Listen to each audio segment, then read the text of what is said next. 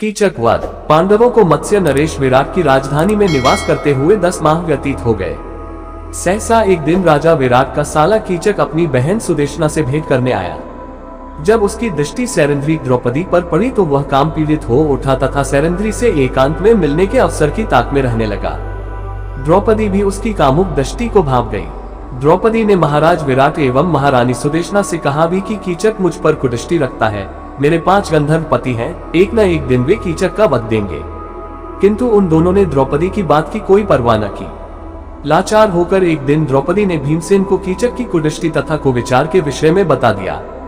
द्रौपदी के वचन सुनकर भीमसेन बोले, हे द्रौपदी, तुम उस दुष्ट कीचक को अर्धरात्रि में नृत्यशाला मिलने का संदेश दे दो। नृत्यशाला में तुम्हारे स्थान पर मैं जाकर उसका वध कर दूंगा। सैरंध्री ने बल्लभ भीमसेन की योजना के अनुसार कीचक को रात्रि में नृत्यशाला में मिलने का संकेत दे दिया। द्रौपदी के इस संकेत से प्रसन्न कीचक जब रात्रि को नृत्यशाला में पहुंचा तो वहां पर भीमसेन द्रौपदी की एक साड़ी से अपना शरीर और मुंह ढक कर वहां लेटे हुए थे। उन्हें सैरंध्री समझकर कमोत्तेजित कीचक बोला, हे प्रियतमे, मेरा सर्वस्व तुम पर न्यौछावर है। अब तुम उठो और मेरे साथ रमण करो। कीचक के वचन सुनते ही भीमसेन उछलकर उठ खड़े हुए और बोले, रे पापी, तू सैरंध्री नहीं अपनी मृत्यु के समक्ष खड़ा है। ले अब परस्त्री पर कुदृष्टि डालने का फल चख। इतना कहकर भीमसेन ने कीचक को लात और घूंसों से मारना आरंभ कर दिया। जिस प्रकार प्रचंड आंधी वृक्षों को झकझोर डालती है, उसी प्रकार भीमसेन कीचक को धक्के मार मारकर सारी नृत्यशाला में घुमाने लगे। अनेक बार उसे घुमा घुमा कर पृथ्वी पर पटकने के बाद अपनी भुजाओं से उसके गर्दन को मरोड़कर उसे पशु की मौत मार डाला। उसकी उस दुर्गति को देखकर द्रौपदी को अत्यंत संतोष प्राप्त हुआ। फिर बल्लभ और सैरंध्री चुपचाप अपने अपने स्थानों में जाकर सो गए। प्रातःकाल जब कीचक के वध का समाचार सबको मिला तो महारानी सुदेशना, राजा विराट, कीचक के अन्य भाई आदि विलाप करने लगे। जब कीचक के शव को अंत्येष्टि के लिए ले जाया जाने लगा तो द्रौपदी ने राजा विराट से कहा, इसे मुझ पर कुदृष्टि रखने का फल मिल गया। अवश्य ही मेरे गंधर्व पतियों ने इसकी यह दुर्दशा की है। द्रौपदी के वचन सुनकर कीचक के भाइयों ने क्रोधित होकर कहा, हमारे अत्यंत बलवान भाई की मृत्यु इसी सैरंध्री के कारण हुई है, अतः इसे भी कीचक की चिता के साथ जला देना चाहिए। इतना कहकर उन्होंने द्रौपदी को जबरदस्ती कीचक की अर्थी के साथ बांध के और शमशान की ओर ले जाने लगे। कंक, बल्लभ, बृहन्नला, तंतिपाल तथा ग्रांथिक के रूप में वहां उपस्थित पांडवों से द्रौपदी की यह दुर्दशा देखी नहीं जा रही थी, किंतु अज्ञातवास के कारण वे स्वयं को प्रकट भी नहीं कर सकते थे। इसलिए भीमसेन चुपके से परकोटे को लांघ कर शमशान की ओर दौड़ पड़े और रास्ते में कीचड़ तथा मिट्टी का सारे अंगों पर लेप कर लिया। फिर एक विशाल वृक्ष को उखाड़कर कीचक के भाइयों पर टूट पड़े। उनमें से कितनों को ही भीमसेन ने मार डाला, जो शेष बचे वे अपना प्राण बचाकर भाग निकले। इसके बाद भीमसेन ने द्रौपदी को सांत्वना देकर महल में भेज दिया और स्वयं नहा धोकर दूसरे रास्ते से अपने स्थान में लौट आए। कीचक तथा उसके भाइयों का वध होते देखकर महाराज विराट सहित सभी लोग द्रौपदी से भयभीत रहने लगे। कीचक के वध की सूचना आंधी की तरह फैल गई। वास्तव में कीचक बड़ा पराक्रमी था और उससे त्रिगर्त के राजा सुशर्मा तथा हस्तिनापुर के कौरव आदि डरते थे। महल में केवल राजकुमार उत्तर ही थे। प्रजा को रक्षा के लिए गुहार लगाते देखकर सैरंध्री द्रौपदी से रहा न गया और उन्होंने राजकुमार उत्तर को कौरवों से युद्ध करने के लिए न जाते हुए देखकर खूब फटकारा। सैरंध्री की फटकार सुनकर राजकुमार उत्तर ने शीख ही बघारते हुए कहा, मैं युद्ध में जाकर कौरवों को अवश्य हरा देता, किंतु असमर्थ हूँ, क्योंकि मेरे पास कोई सारथी नहीं है। उसकी बात सुनकर सैरंध्री ने कहा, राजकुमार बृहन्नला बहुत निपुण सारथी है और वह कुंती पुत्र अर्जुन का सारथी रह चुकी है।